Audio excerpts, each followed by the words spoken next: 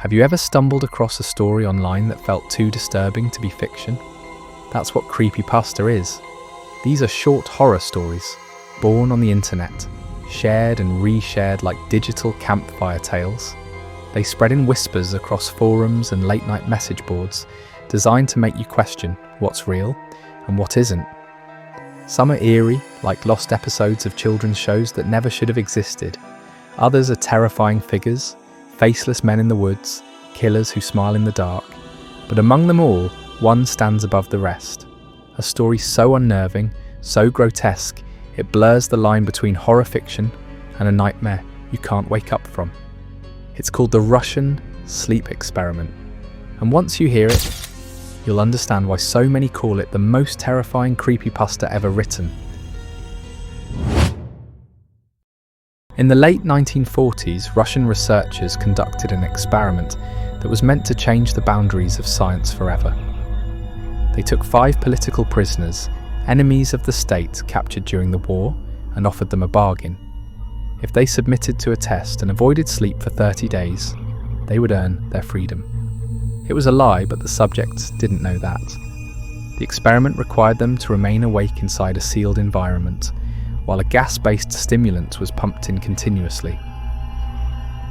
The scientists monitored their oxygen intake carefully, since the gas itself could become toxic at high concentrations. This was before closed-circuit cameras. The researchers had only microphones and thick glass porthole windows to observe their subjects. The chamber itself contained books, cots to sleep on, but no bedding, running water, a toilet, and enough dried food to last them more than a month. At first, everything was fine. For the first 5 days, the prisoners hardly complained. They kept their word and avoided sleep, speaking freely with each other. But by the 4th day, their conversations had turned dark. They began recounting traumatic experiences, dwelling on painful memories, circling endlessly around guilt and fear. By the 5th day, paranoia had set in. They no longer spoke openly with each other.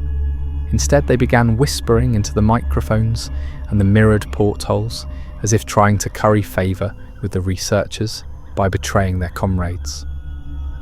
The scientists initially suspected this paranoia was an effect of the gas, but by the 9th day, something far stranger occurred.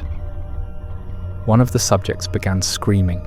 He ran up and down the length of the chamber for hours, screaming until his vocal cords tore, leaving him only able to squeak. What disturbed the scientists most was the reaction of the others. They didn't react at all. They simply continued their whispering. Then another began screaming. 2 others dismantled the books, smeared the pages with their own excrement, and calmly plastered them over the portholes. The screaming stopped. The whispering stopped.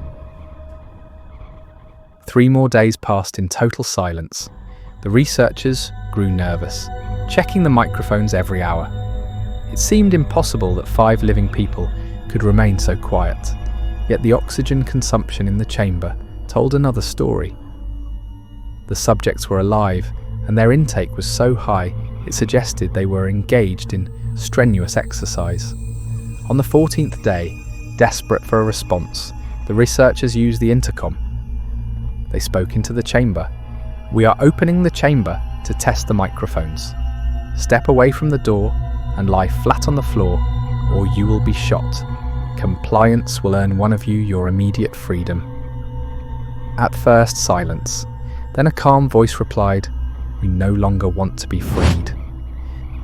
The researchers and the military debated fiercely, but finally decided to open the chamber at midnight on the 15th day. They flushed out the stimulant gas, replaced it with fresh air. Immediately, voices from inside began to cry, begging and pleading for the gas to be turned back on. When the chamber was opened and soldiers entered, what they saw drove them to scream louder than the prisoners themselves.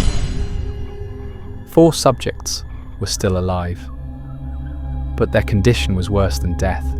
The untouched food supplies sat rotting in the corner. The body of the 5th subject was mutilated beyond recognition, his flesh stuffed into the floor drain, clogging it and allowing several inches of bloody water to pool across the floor. The surviving 4 had torn themselves apart.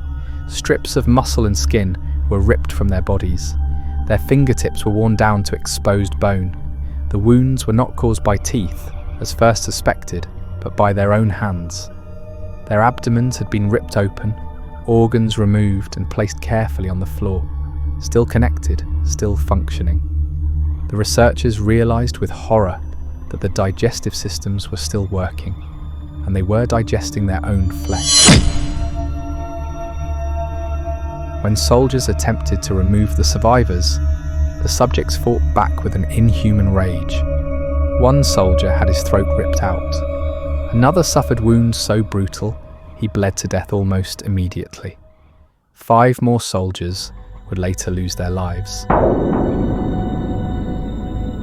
Some by suicide, unable to endure what they had seen. One of the test subjects had his spleen ruptured and quickly bled out, but even after losing almost all his blood, he fought like a wild animal, breaking the ribs and arms of a doctor. His heart continued beating for 2 full minutes after his body had bled dry. Even then, he continued to scream the word "more" again and again, weaker each time, until at last he was silent. The 3 survivors were taken to a medical facility for study. The most injured resisted sedation. Even doses 10 times greater than normal failed to calm him. When he was finally subdued with anesthesia, his heart stopped instantly. An autopsy revealed blood 3 times more oxygenated than normal. His muscles were shredded, his bones fractured, not from blows but from the force of his own contractions. The second survivor was the first to have screamed. With destroyed vocal cords, he could no longer speak, but when anaesthetic gas was brought near him, he shook his head violently in refusal. When someone suggested surgery without anaesthetic, he nodded eagerly. For 6 hours, doctors replaced his organs, sewing his body back together while he remained awake. Throughout, he stared at a nurse and smiled. When finally handed a pen and paper, he scrawled 2 words: "Keep cutting." The remaining 2 subjects were given surgery as well. They laughed uncontrollably during the operations. When paralysed, their eyes tracked the researchers, still begging for the return of the gas. When asked why they had mutilated themselves, why they had begged for the gas, the answer was always the same: we must remain awake. The military demanded the experiment continue. The subjects were strapped down, connected to EEG monitors, and prepared to be returned to the chamber. The moment they heard they would be put back on the gas, they stopped struggling. One hummed softly, endlessly. Another blinked rapidly, straining to stay awake. One subject's brain waves flatlined over and over, as if he was suffering repeated bouts of brain death before recovering. Finally, his eyes closed. His heart stopped. His EEG flatlined permanently. The last surviving subject screamed, demanding to be sealed in immediately. The commander gave the order to return him to the chamber. But before it could happen, one of the researchers drew his gun. He shot the commander point blank in the head. Then he turned and shot the mute subject dead. The room erupted into chaos as staff fled. The armed researcher aimed at the final prisoner, strapped to the bed. "I won't be locked in here with these things," he shouted. "Not with you." "Tell me, what are you?" The subject smiled. "Have you forgotten so easily?" the subject asked. "We are you. We are the madness that lurks within you all, begging to be free at every moment in your deepest animal mind. We are what you hide from in your beds every night. We are what you sedate into silence and paralysis when you go to the nocturnal haven where we cannot tread." The researcher hesitated. Then he aimed at the subject's heart and fired. The EEG flatlined as the prisoner weakly choked out, "So nearly free." So that's it. Please let me know which other creepypasta you want me to loop up. I am excited for the nightmares for the sake of your entertainment. Please like and subscribe and help us reach 1,000 subscribers. Until next time. Take care